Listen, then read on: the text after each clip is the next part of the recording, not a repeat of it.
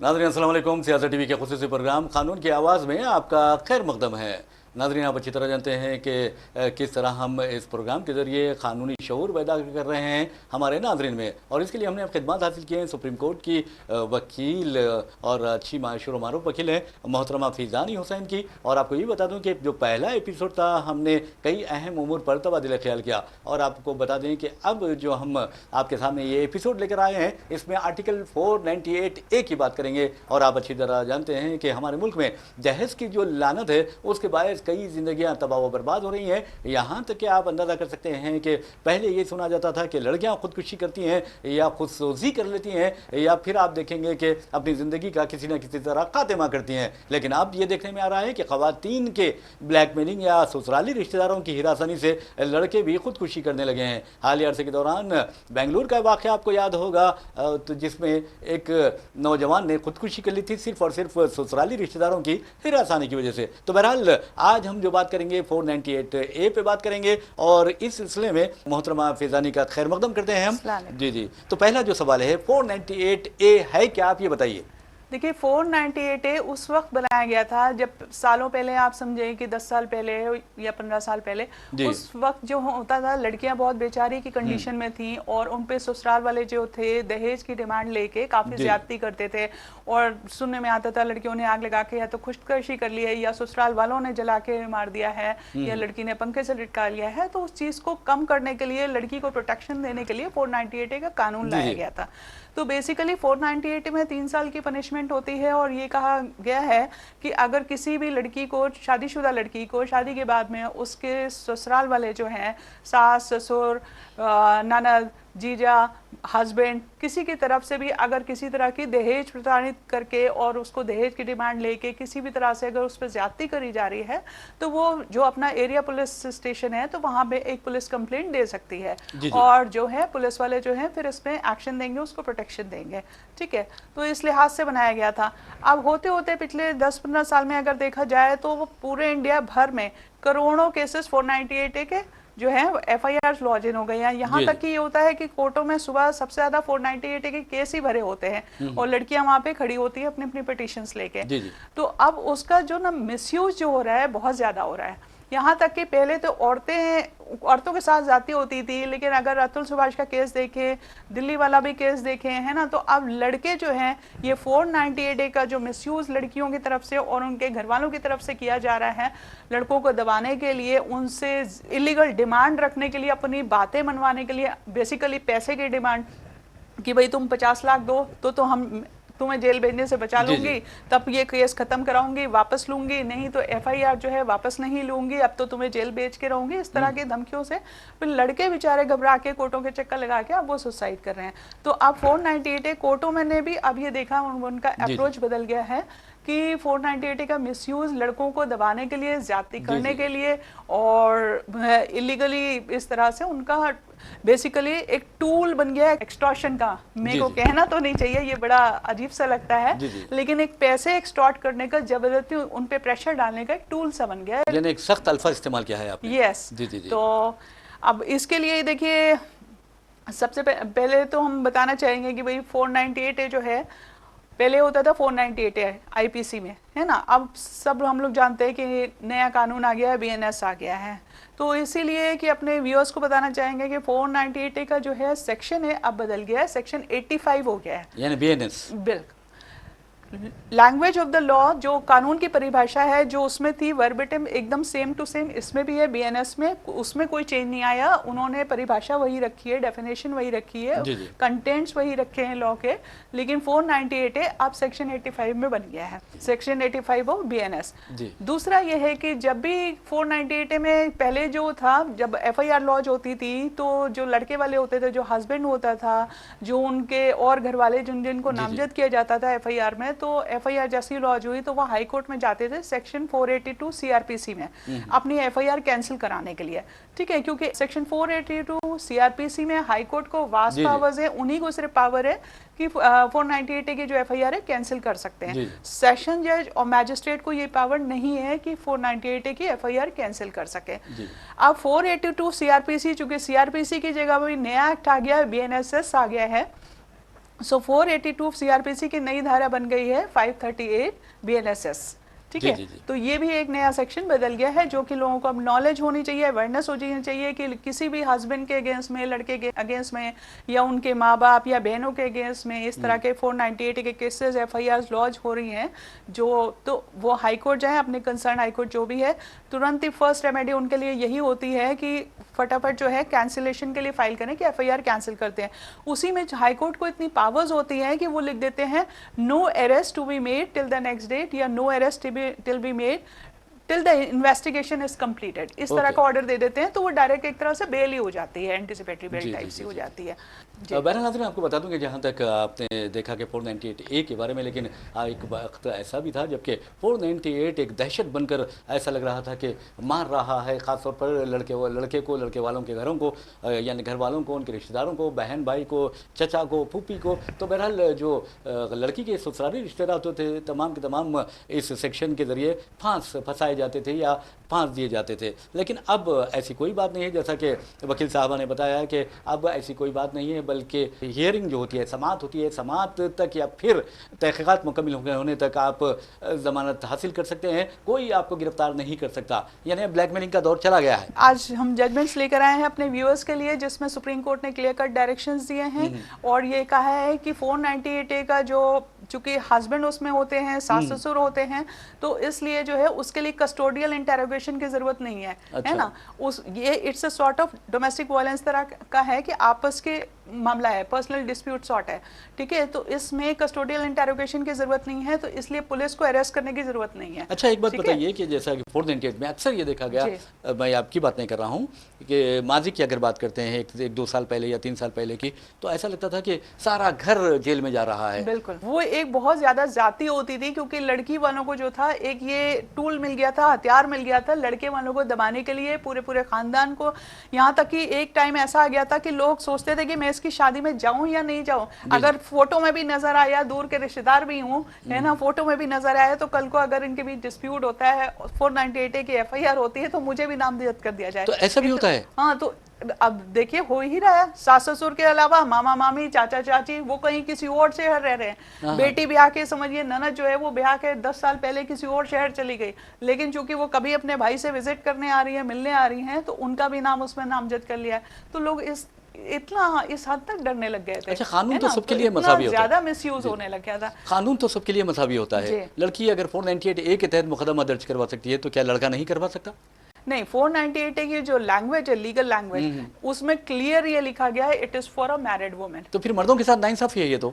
बिल्कुल clear cut नाइंसाफी। अब तो 498A का जिस तरह से रिसेंट पास में जो मिसयूज हुआ है, तो 498A बिल्कुल मर्दों के साथ ज्यादातर होने लग गई है, उनको दबाने के लिए और जेल भेज देने का एक खौफ दिखा के, है ना, कि तुम्हारे माँ बाप को, बूढ़े माँ बाप को, अब कौन चाहेगा कि उसके बूढ़े माँ बाप पुलिस थाने के चक्कर लगाते रहे।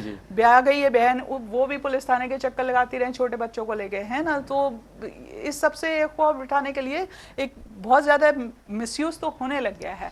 अब रिसेंट पास का ही केस देखिए, हम दिल्ली का लेकर आए हैं, तो ये आप देखिए जजमेंट है, ये Jyoti alias Kittu versus state of Delhi, ठीक है। ये हाई कोर्ट का ऑर्डर है, दिल्ली हाई कोर्ट का ऑर्डर है, और बहुत इंटरेस्टिंग है। ये अभी का है, बिल्कुल रिसेंट का, 22 जनवरी 2025 का ऑर्डर है। अच्छा, इसके अगर फैक्ट्स आपको बताएं तो आप हैरान रह जाएंगे जी। इसमें क्या था, एक लड़की थी, उसके कई लड़कों से चक्कर चल रहे थे, ठीक है। 3-4 लड़कों के अगेंस्ट में उसने 376 यानी कि रेप की धारा में पुलिस कंप्लेंट भी दे दी, अच्छा, है ना। इसी मद्देनजर इस मोटिव से कि भाई अगर तुम मुझसे शादी नहीं करोगे, तो मैं तुम्हारे अगेंस्ट में रेप का एलिगेशन लगा दूंगी, और इसलिए अगर तुम इतना अमाउंट मुझे दोगे तब मैं ये कंप्लेंट विड्रॉ करूंगी। कुछ लड़के तो उनमें से जो थे वो अमाउंट देके अपना समझौता करके और किसी तरह पीछा छुड़ा के निकल दिया। अब एक लड़का ऐसा था, वो पैसे नहीं दे पाया, तो उसने कोर्ट में ये कहा कि ठीक है, और तुम अपना रेप का केस जो है विड्रॉ कर लो और मैं इससे शादी करने को तैयार हूँ। उस बेचारे ने शादी कर ली। शादी के जो था 2-3 साल बाद उस पे खुल गया ये सारी बातें कि इसने तो कई लोगों को इस तरह से रेप केस में फंसा के पैसे भी ऐंठे हैं और इस तरह से ब्लैकमेलिंग कर रहे हैं। अब उसने जो था अपने जो एरिया पुलिस थाना नांगलोई थाना उसका लगता था, वहां पे एक पुलिस कंप्लेंट दे दी कि इस तरह से मेरी बीवी जो है उसने इलीगली मुझे भी ब्लैकमेल करके जबरदस्ती शादी करी, मेरे पास डॉक्यूमेंट्री प्रूफ है और औरों को भी कई को ब्लैकमेलिंग करी है इसने, तो इसके अगेंस्ट में एक्शन लिया जाए। और आए दिन जो थी बिना बताए वो अपने मैके भी चली जाती थी। एक बच्ची भी इनके बीच हो गई थी 2-3 साल की, लेकिन फिर भी इनके जो था इन्हीं बातों में झगड़े होते रहते थे। वो किस किस से फोन पे बात करती रहती है। अब जब लड़की को पता चलता है, जब वो बोलता है कि मैंने तुम्हारे अगेंस्ट में सारी इन्फॉर्मेशन एरिया पुलिस स्टेशन में कंप्लेंट दे दी है, तो उसके 4 दिन बाद यानी कि अभी 31 दिसंबर और 1 जनवरी की जो रात थी, न्यू ईयर का दिन, सारी दुनिया कितना सेलिब्रेट कर रही होती है, तो क्या करती है कि रात को 3 बजे, जब ये लोग एक किराए के कमरे में रहते थे, है ना, तो रात के 3 बजे जब हस्बैंड गहरी नींद में सो रहा था, उठ के पानी बॉईल करती है। उसमें जब पानी खूब गर्म हो जाता है तो लाल मिर्ची का पाउडर डाल देती है और उसके बाद में उसको लाके जो हस्बैंड होता है उसके मुंह पे, नाक पे, चेस्ट पे पानी खोलता हुआ डाल देती चिल्ली से मैप। अब आप सोचिए कितनी ज्यादा उसके ऊपर जाती हुई कि कितना उसको पेन पहुंचा होगा और कितनी बर्न्ट इंजरीज उसको हुई होंगी, है ना, जलन कितनी हुई होगी। यही नहीं, रोती हुई बच्ची को वहीं छोड़ देती है, फटाफट उठती है, हस्बैंड का मोबाइल भी ले लेती है कि वो कहीं एम्बुलेंस ना बुला पाए, वो उतनी मदद भी नहीं छोड़ी उसके लिए। और यंग लड़की है मतलब, है ना, तो मोबाइल ले लेती है और बाहर से ना कुंडा लगा के और भाग जाती है। अब हस्बैंड जो है रोता भी लगता, चिल्लाता है, पड़ोसी आते हैं इत्तेफाक से, जो मकान मालिक थे वो साथ में ही रह रहे थे, तो वो एम्बुलेंस बुलाते हैं, हॉस्पिटल उसको पहुंचाते हैं, पुलिस को इन्फॉर्म किया जाता है, पुलिस आती है, FIR दर्ज होती है। अब लड़की को जब पुलिस अरेस्ट करने जाती है तो वो भाग जाती है, जब उसको पता चलता है पुलिस अरेस्ट करने आ रही है, और फिर उसका वकील के थ्रू वो एंटिसिपेटरी बेल जो है, अग्रिम जमानत जैसे कि कहते हैं, तो वो लोअर कोर्ट में लगाती हैं। लेकिन लोअर कोर्ट का भी यही था कि अब हम जेंडर बायस होके कि लड़की है, बीवी है, तो हम इस तरह से सिंपैथाइज नहीं होंगे, है ना, तो जेंडर बायस होके अब हम अप्रोच नहीं रखेंगे। वो मर्द है तो क्या हुआ, जाति तो उसके साथ हुई है, जाति तो उसके साथ हुई है, तो इसलिए करके ना बेल खारिज कर देती है। अब ये आती है हाई कोर्ट एंटिसिपेटरी बेल के लिए। यहाँ भी जज साहब जो हैं बहुत उन्होंने अच्छे ऑब्जर्वेशंस दिए हैं। उन्होंने भी यही कहा कि ज़माना बदल गया है, सोसाइटी चेंज हो गई है, अब वक्त आ गया है कि कोर्टों को अपना नज़रिया बदलना पड़ेगा। और यही अगर हादसा इसी बीवी के साथ हुआ हो जा, तब वो कहती क्या कि दूसरे से जो है सिंपैथाइज करो, नहीं, अब मैं जेंडर बायस होके नहीं काम करूंगी और उस तरह से नहीं जजमेंट पास करना है। दोनों ही जेंडर्स को, हस्बैंड एंड वाइफ की तरफ मुझे बैलेंस अप्रोच रखना है। अगर आप लैंग्वेज कोर्ट की पढ़ें तो बहुत इंपॉर्टेंट है वो, तो उसमें उन्होंने ये ऑब्जर्वेशन देके और फिर बेल खारिज करी है। तो आप समझिए इतने खतरनाक मतलब इस हद तक वो चली गई हैं कि 498A से भी ये तो ऊपर उठने की बात है। तो फैसला क्या हुआ आखिर में, फैसला क्या हुआ? बेल खारिज कर दिया, पुलिस को डायरेक्शन दिया कि इसको अरेस्ट करा जाए इमीडिएटली, तो जेल गई बंदी। अच्छा, एक बात बताइए, आपने तो कई केसेस दिए हैं और अपनी मिसाल भी पेश की है, तो ये बताइएगा, और आपने पहले अपने गुफ्तगू में ये भी बताया है कि 498 के तहत 3 साल की सज़ा हो सकती है और जुर्माना भी आयद किया जा सकता है। और अब तो यह हाल हो गया है कि जो ख़वातीन हैं यानी लेडीज़ है, तो उन्हें भी यानी ज़मानत क़ब्ल गिरफ्तारी नहीं मिलती। तो आप ये बताइए कि इस तरह के केसेस में जो फैसले होते हैं किसके हक़ में आते हैं? देखिए, पहले तो ज़्यादातर ये होता था कि 498A की जो FIR कैंसिलेशन के लिए अगर लड़के वाले साइड हाई कोर्ट्स में जाते थे, नॉर्मली सबसे पहले जाते थे, या फिर नीचे में एंटिसिपेटरी बेल वो अप्लाई करते थे, अग्रिम जमानत अप्लाई करते थे, तो खारिज कर दी जाती थी। क्योंकि कोर्ट का एक कम से कम अगर प्रैक्टिकली देखा जाए तो 90% जो था वो बीवी की तरफ और उसके घर वालों की तरफ जो था वो थोड़ा सिंपैथेटिक अप्रोच रहता था। लेकिन अब जो है, पिछले साल से जब से ये इंसिडेंट हुआ है, तब अब कोर्टों की आंखें खुल गई हैं। और इससे पहले भी कुछ एक समझदार जजेस थे जिन्होंने कि 498A की जो FIRs थी वो खारिज करी गई है। अब देखिए, इसमें जो है रीसेंट जजमेंट जो लेकर आए हैं, ये अभी 10 दिसंबर 2024 का है। ये आपके स्टेट ऑफ तेलंगाना का ही है और ये जजमेंट है Dara Lakshmi Narayan and others versus state of Telangana. इसमें जो है लड़की FIR लॉन्च करती है 498A में, एलिगेशन लगाती है कि मेरे फादर ने तो जो था मुझे 10 लाख भी दिए थे और 10 तोला का गोल्ड भी दिया था, हाउस होल्ड आर्टिकल भी दिए थे, 5 लाख शादी पे भी स्पेंड करा था। ये तो सोचिए कि इतना लाए कहाँ से थे। और किस किस को इसमें नामजद करती है, हस्बैंड को, सास ससुर को, ननद को, एक ननद की शादी हो गई थी, उस ननद को भी, उसके हस्बैंड जीजा को भी, तो टोटल 7 लोग को इसमें करती है। लेकिन इसमें जो है कोर्ट ने जो है, सुप्रीम कोर्ट का जजमेंट है ये, बहुत अच्छा इन्होंने ऑब्जर्वेशन लिया है ये अगर आप इजाजत दे तो हम थोड़ा सा पढ़ना बिल्कुल, चाहेंगे, बिल्कुल, है ना। बिल्कुल, चेंज अप्रोच है सुप्रीम कोर्ट की, इसमें इन्होंने बिल्कुल, जी हाँ जी। पढ़ा। पैरा 28 में कह रहे हैं, the inclusion of section 498 of the IPC by way of an amendment was intended to curb cruelty inflicted on a woman by her husband and his family, ensuring swift intervention by the state. However, in the recent years, as there have been a notable rise जी in matrimonial disputes across the country, accompanied by growing discord and tension within the institution of marriage. Consequently, there has been a growing tendency to misuse provision like 498 IPC as a tool for unleashing personal vendetta against the husband and his family by a wife. यानी कि personal vendetta कि अगर आपस की शख्सी इंतखाम, हाँ, जो भी आपका, अगर आपने मन में खुंदक भी किसी बात पे बिठा ली है तो वो भी आपने अपनी दुश्मनी वो 498 के थ्रू आपने सेटल करने के लिए इसको टूल इस्तेमाल करना शुरू कर दिया। Making vague and generalized allegations during matrimonial conflict, if not scrutinized, will lead to the misuse of legal process and an encouragement for use of arm twisting tactics by a wife and her family members. देखिए, तो clear cut कह रहे हैं कि general allegations, वेग allegations, मतलब इस तरह के एलिगेशन लगाना सास ससुर के 7 मेंबर्स जो आपके हस्बैंड के साइड के हैं और पूरे खानदान के अगेंस्ट में जनरल एलिगेशन लगाना कि ये मुझे ताने देती थी, ये मुझे खाना बनाने के लिए बोलती थी, ये मुझे टाइम पे सुबह उठने के लिए बोलती थी, ये कोई प्रताड़ना नहीं है, ये कोई डाउरी के रिगार्डिंग जो है उस पर जाती नहीं हो रही है, लेकिन इस तरह के एलिगेशंस लगा रहे हैं और आर्म ट्विस्टिंग टूल यानी कि जो उसका हाथ मरोड़ के अपनी बातें मनवाने की कोशिश करी जा रही है, जबरदस्ती। तो, हाँ जबरदस्ती। तो हाई कोर्ट को भी चाहिए, क्योंकि ये देखिए नीचे में उन्होंने FIR लॉन्च करी थी 498 ने पूरे 7 लोगों के अगेंस्ट में। फिर जो सास ससुर थे और हस्बैंड था और सारे 7 जने मिलके तेलंगाना हाई कोर्ट आते हैं, वहां पे 482 CRPC में FIR कैंसिलेशन के लिए पिटीशन लगाते हैं। तेलंगाना हाई कोर्ट जो है वो बोलती है कि अभी इन्वेस्टिगेशन चल रही है, कंप्लीट नहीं हुई है, तो हम FIR तो नहीं कैंसिल करेंगे, बट आपको प्रोटेक्शन दे देते हैं कि अरेस्ट ना करा जाए, क्योंकि आपस के अपने पर्सनल डिस्प्यूट है और इसमें कस्टोडियल इंटरोगेशन की जरूरत नहीं है, ठीक है। सो उतना रिलीफ वो दे देती है, उतना थोड़ा सा अप्रोच चेंज करती हैं। फिर वो सुप्रीम कोर्ट जाते हैं, सुप्रीम कोर्ट फिर ये जजमेंट पास करता है इस तरह को ऑब्जर्वेशन देके, और फिर जो है पूरे 7 मेंबर्स के अगेंस्ट में जो है 498 की FIR कैंसिल करी जाती है।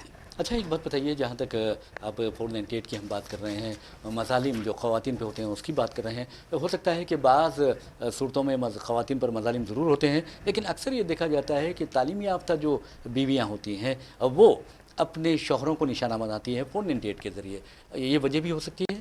अगर औरतों का कहें, अगर एजुकेटेड हो, अनएजुकेटेड हो, तालीम याफ्ता भी हो और नहीं भी पढ़ी लिखी हो, तो भी अगर कोई किसी से खुंदक बिठा लेता है या उसको सबक सिखाने भी आता है कि अच्छा ठीक है, उसने कोई फरमाइश रखी, हस्बैंड ने नहीं मानी, या वो अलग घर लेके रहना चाह रही है, ज्वाइंट फैमिली में नहीं रहना चाह रही है, सास ससुर के साथ नहीं रहना चाह रही है, तो हिसाब चुकता करने पे आए तो एजुकेटेड वुमेन भी करेंगे और नॉन एजुकेटेड भी।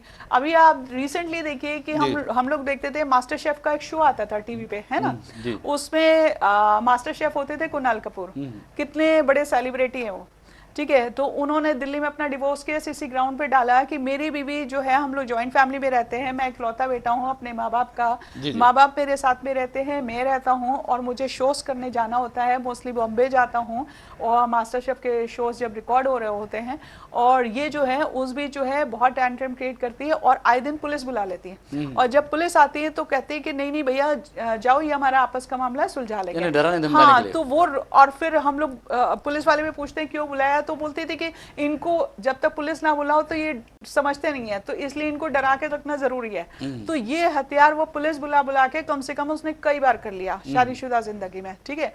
और इससे जो था सास ससुर भी बेचारे दबे रहते थे, वो तो अपने कमरे में कन्फाइन रहते थे। जब उनका बेटा मास्टर शेफ कुणाल कपूर, सोचिए, तो जब उनका बेटा घर आता था तभी वो लाउंज वाउंज में टीवी भी देखने आते थे, वरना वो मेड ही उनके लिए सब कुछ कर जाती थी। एक इनके बीच में छोटा बच्चा था तो उसकी भी वो ज्यादा केयर नहीं करती थी। अगर माँ बाप उसको, भाई दादा दादी हैं, मिलने के लिए अपने पास कमरे में बुलाने खेलने, तो उस पर भी वो इतना झगड़ा करती थी कि चीजें उठा के फेंकना और गालम गलौज करना। और यहाँ तक कि सोचिए एजुकेटेड है वो, तो मास्टर्स पास थी, फिर भी शेफ कुणाल कपूर ने अपने स्टेटमेंट में उसमें कहा है, जो उनका डिवोर्स केस का जजमेंट आया तो उसमें स्टेटमेंट रिकॉर्ड कराई है और उन्होंने एक आध वीडियो क्लिपिंग भी दिखाई जिसमें वो उनको कुत्ता कह के एड्रेस कर रही हैं। अच्छा अच्छा सोचिए, अच्छा, जी जी जी। तो जिनको मतलब हम लोग सेलिब्रिटी समझ के इतना एडोर करते हैं, तो घर पे एजुकेटेड होके भी वो भी इस तरह के ज्यादतियां सह रहे हैं। आजकल मर्द बहुत ज्यादा एजुकेटेड भी हों, जी हाई जी प्रोफाइल फैमिली होती हो, उसमें भी वो ज्यादतियां सह रहे हैं। तो कुछ एक इस तरह की उन्होंने घर पे सीसीटीवी लगवा दिए और फिर उन्होंने कई बार उनको समझाया कि अगर भाई तुम्हें नहीं पसंद है ज्वाइंट फैमिली में रहना और मैं अलग तो नहीं रह सकता क्योंकि मेरे माँ बाप का इकलौता बेटा हूँ, तो मैं बुढ़ापे में देखभाल तो मैंने ही इनकी करनी है ना, तो फिर ठीक है डिवोर्स ही ले लो, तुम ही अपना जी रास्ता जी अलग इख्तियार कर लो, म्यूचुअल डिवोर्स ले लेते हैं, तुम बता दो क्या चाहिए तुम्हें, तो वो करके एक सेटलमेंट लाइफ कर लेते हैं हम लोग करके। तो वो भी वो कहती थी ना तो पीछा छोड़ूंगी और ना ही इनके साथ रहूंगी, मतलब दोनों जी बातें जी। उन्हीं की चलें, अच्छा जबकि हाई प्रोफाइल फैमिली है। फिर जी जी। दिल्ली हाई कोर्ट ने जो था फिर डिवोर्स ग्रांट करा, फिर भी गई अभी अपील में सुप्रीम कोर्ट में उन्होंने चैलेंज करा जो मामला पेंडिंग है। अच्छा एक बात बताइए, चलिए डिवोर्स की आपने बात की है, जी तो इस तरह के केसेस होते हैं, इस तरह के जो दलील दी जाती है उसकी बुनियाद पर, उसके बेस पर अगर तलाक ली जाती है, ख़ास तौर पर जो हमारे हिंदू मज़हब में है या हिंदू मानने हिंदू भाई बहन हैं, तो डिवोर्स के लिए उनको कितना अर्सा लगता है? देखिए अगर म्यूचुअल डिवोर्स हो तो म्यूचुअल डिवोर्स तो देखिए 2 डेटों में हो जाता है ना। अच्छा फर्स्ट डेट पे जो होता है आप पिटीशन फाइल करते हैं, दोनों हस्बैंड एंड वाइफ प्रेजेंट होते हैं, उनकी स्टेटमेंट रिकॉर्ड की जी जाती है कि आप किसी प्रेशर में तो जो है वो डिवोर्स नहीं ले रहे हैं। फिर दोनों हस्बैंड एंड वाइफ अपना अपना स्टेटमेंट रिकॉर्ड करा देते हैं कि नहीं हमने आपसी सहमति से ये एग्रीमेंट साइन करा है और अब हम अपने रास्ते अलगाव करना चाहते हैं, हमें डिवोर्स प्रोनाउंस कर दिया जाए। जी सो कोर्ट उनका स्टेटमेंट रिकॉर्ड कर देती है। फिर भी कोर्ट कहती है कि एक कूलिंग ऑफ पीरियड जो है 6 महीने का इनको दिया जाए, अच्छा ठीक है, सोचने का कि शायद ये लास्ट मिनट पे अपना जो है जजमेंट चेंज भी जी कर जी सकते हैं, हो सकता है फैसला बदल लें। सो 6 महीने बाद भी अगर उनका फैसला नहीं बदलता है तब वो सेकंड मोशन की एप्लीकेशन कोर्ट में डालते हैं और फिर कोर्ट जो है उनको डिवोर्स डिक्री प्रोनाउंस कर देती है। अच्छा अच्छा इस तरह से होता जी है। जी। अच्छा एक बात बताइए, 498 की बात जब हम करते हैं जी तो क्या आपको ऐसा नहीं लगता कि जो खातून होती है, जो लेडी होती है, उसके माँ बाप का भी अहम किरदार, उसके भाई बहनों का भी अहम किरदार होता होगा कि शौहर के खिलाफ वो एक माहौल बनाते होंगे? देखिए जब एक तो हमारे इंडिया में ये बड़ी आयरनी है, मुझे ये कहना तो नहीं चाहिए, डोमेस्टिक वायलेंस एक्ट हो गया वुमेन्स के लिए हो गया, 498A हो गया वुमेन के लिए हो गया, ठीक है, और ये 125 CRPC जो हम लोगों ने मेंटेनेंस जी के हाँ जी एपिसोड में डिस्कस करा था, ये भी वुमेन के लिए हो गया।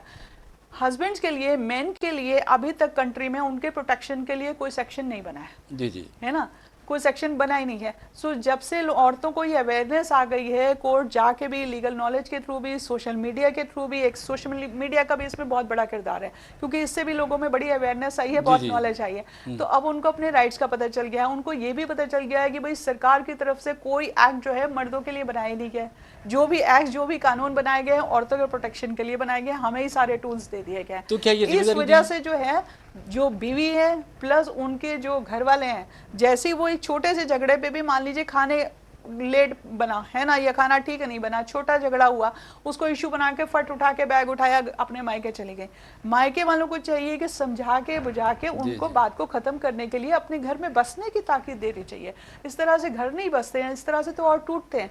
वो क्या करते हैं कि उल्टा और बढ़ावा देते हैं कि नहीं नहीं अब तो हमारे बेटी के ये शर्त मानो, ये शर्त मानो, ये शर्त मानो, तभी हम लड़की घर वापस भेजेंगे, नहीं तो नहीं भेजेंगे। जी जी और अगर लिहाजा एक बार को एग्जाम्पल ले लें कि भाई हस्बैंड है और उसके घर वाले जो है लड़की की शर्त मानने से इनकार कर देते हैं, आप देखिएगा महीने भर में जो होता है 498 की FIR कर देते जी हैं, और जी एक को नहीं, दूर दूर के रिश्तेदारों को, फंसा देते खानदान हैं। भर को, सबको मिला के कर देते हैं। जी जी। तो इसका मतलब ये हुआ कि आप जैसे जो वकील होते हैं वो इस बात में नाकाम हो गए हैं कि लोगों की काउंसलिंग करें, उन्हें बताएं, उनमें अवेयरनेस पैदा करें, मर्दों में ख़ास तौर पे, कि आपके साथ जो नाइंसाफ़ी हो रही है उसका इलाज भी मौजूद है। देखिए जहाँ तक मेरा सवाल है पर्सनली, तो हम कहेंगे कि हम फ्री लीगल एड भी करते हैं और फ्री लीगल कंसल्टेशन भी देते हैं। जी जी फ्री लीगल कंसल्टेशन वो देते हैं कि अगर किसी को अपने कोई भी मसला है, इस तरह से घरेलू मसले हैं, औरतें भी आती हैं, मर्द भी आते हैं जो कि लॉयर्स को अफोर्ड नहीं कर सकते, वो तबका मेरे पास बहुत आता है और हम उनको कंसल्टेशन देते हैं, समझाते हैं कि किस तरह से आप मतलब इसको जी सुलझा जी सकते हैं। जी जी तो पहला तो हमें काउंसलिंग करके मामले को खत्म कराना चाहिए दोनों जी पार्टीज जी को बैठ के, जो हम पर्सनली भी करते हैं। जी जी अगर काउंसलिंग फेल हो जाती है तो उनको कंसल्टेशन दे देते हैं कि भाई आपके ये लीगल राइट्स है, लीगल रेमेडीज आपको ये अवेलेबल है, आप इस तरह से आगे बढ़ सकते हैं, कर सकते हैं। अगर वो भी नहीं है, फिर लड़की क्या है कि भाई देखिए, क्योंकि केसेस हमारी कंट्री में आज फाइल करें तो 3 साल 5 साल तो इतना तो चलते हैं, किसी जी भी जी। तरह का केस हो।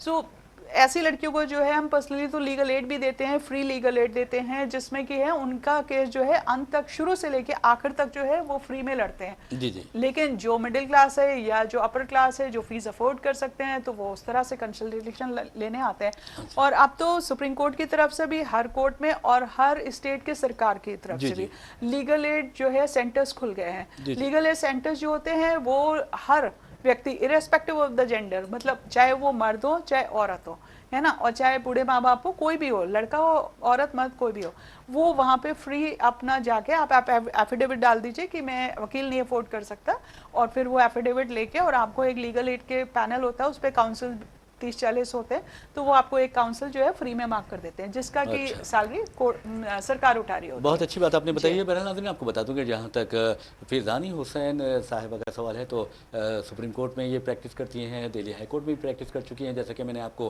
पहले एपिसोड में बताया, दिल्ली पुलिस जो है उसकी प्रोसिक्यूटर भी रही, पब्लिक प्रोसिक्यूटर 9 वर्षों तक, और फिर अब हैदराबाद में भी हैं। हैदराबाद के कई अदालतों में मुकदमात लड़ती हैं, सिविल हो या क्रिमिनल हो। और इसके अलावा आपको बता दूं स्पेशली कि फैमिली लॉ खासतौर पे जी। बहुत ज़्यादा महारत रखती हैं। लेकिन एक बात ये है कि जहाँ तक हमारे प्रोग्राम का सवाल है, अब वक्त ख़त्म हो जा रहा है, और मैं चाहूँगा कि आज, क्योंकि हमारा दूसरा एपिसोड है, तो मैं चाहूँगा कि मर्द और ख़वातीन के लिए फैज़ानी हुसैन साहबा अपना एक मैसेज दें, और मैं समझता हूँ कि वो मैसेज जामे भी हो और मुख्तसर भी हो। देखिए, हम तो यही कहेंगे कि 498 का जिस तरह से मिसयूज औरतें कर रही हैं, तो प्लीज आप अपना घर बसाने की तरफ सोचिए। अगर आप बार बार पुलिस थाने जाके 498 की इनकरेक्ट आप कंप्लेंट्स, FIRs आप दाखिल करेंगी इस तरह से लोगों को फंसाने के लिए, तो आप ये सोचिए घर तो आपका भी टूटेगा। आप उनको नुकसान पहुंचा रही हैं, लेकिन उतना ही बराबर नुकसान आपका भी हो रहा है।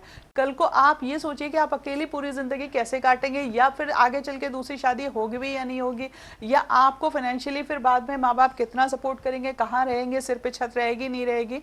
सो इसके लिए हम आपसे रिक्वेस्ट करेंगे कि भाई औरतों को भी चाहिए कि थोड़ा पेशेंस से रहें, और छोटे छोटे मामलों को दरगुजर करें, और आपस में बैठ के, या मियाँ बीवी के आपस के मसले होते हैं, तो बजाय कोर्ट कचहरी और थानों के चक्कर लगाने के, तो मियाँ बीवी को आपस में बैठ के मसले सुलझा लेनी चाहिए, और चाहिए कि उनको शादी चलाएं। क्योंकि ऐसा ना हो कि एक ज़माना ये हो कि इंडिया भी अब्रॉड की तरह बन जाए कि आज शादी कल डिवोर्स, जहाँ पे डिवोर्स का रेट बहुत हाई है। जी जी जी। तो बहुत ही अच्छा प्यारा मैसेज आपने दिया है। वैसे मैं समझता हूँ कि जिम्मेदारी ख़ास तौर पर जो वालिदैन की है उनकी होती है, और जो बड़े होते हैं, बड़े बुजुर्ग होते हैं, उनकी होती है। अगर वो चाहें तो मैं समझता हूँ कि मियाँ बीवी के दरमियान मोहब्बत का जो सिलसिला है वो कायम रह सकता है, और एक खुशहाल ख़ानदान, खुशहाल माशरे की तश्कील में ये अहम किरदार अदा कर सकते हैं। बहरहाल नाज़रीन, इसी के साथ हम अपना प्रोग्राम कानून की आवाज़ अख्ताम को पहुँचाते हैं। अपने मेज़बान मोहम्मद रियाज अहमद को इजाज़त दीजिए। इंशाअल्लाह फिर मुलाकात होगी, फिर बात होगी। तब तक के लिए अल्लाह हाफ़िज़। आपका भी बहुत बहुत शुक्रिया। अस्सलाम वालेकुम।